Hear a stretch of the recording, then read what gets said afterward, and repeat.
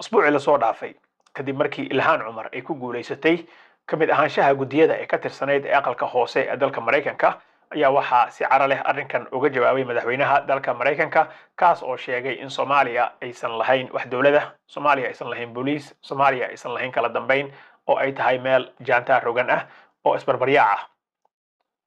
ilaahay waa wada ee waxa warkiisa uu ku soo aadiyay iyada oo laba casho kaliya ay ka dhiman tahay markii ay isu imaan lahaayeen wadamada ku bahoobay qaramada midoobay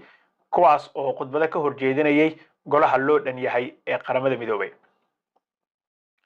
madaxweyne xasan sheekh maxamuud oo isagu matalaya dalka Soomaaliya ayaa shirkaas ka jeediyay khudbadiisii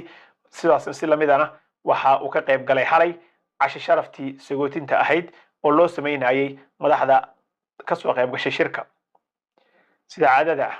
madaxda ka soo qayb gashay shirka waxa ay sawir la qaataan madaxweynaha dalka Mareykanka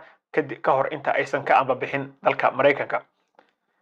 madaxweyne Trump oo asbuuci la soo dhaafay sheegay Soomaaliya inaysan dawlad lahayn inaysan madaxweyne lahayn inaysan amni lahayn in ay tahay waxba yahu nothing buu dhahay baa waxa uu sawir la galay xalay isaga iyo xaaskiisa Melania Trump waxa ay sawir la galeen madaxweynaha dalka Soomaaliya Xasan Sheekh Maxamuud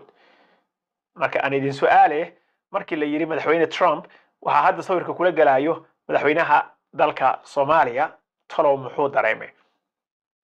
sidaas la mid ah madaxweyne xasan sheekh maxamuud soo dareemayay baad isleedahay adiga oo og in hadalkaas uu soo gaaray madaxweyne Trump oo ka sheegay maantana uu sawir kula galaayo isagoo ah madaxweynihii dalka Soomaaliya idinka aan idin deynaya wassalaamu calaykum waraxmatullaahi wabarakaatuh peace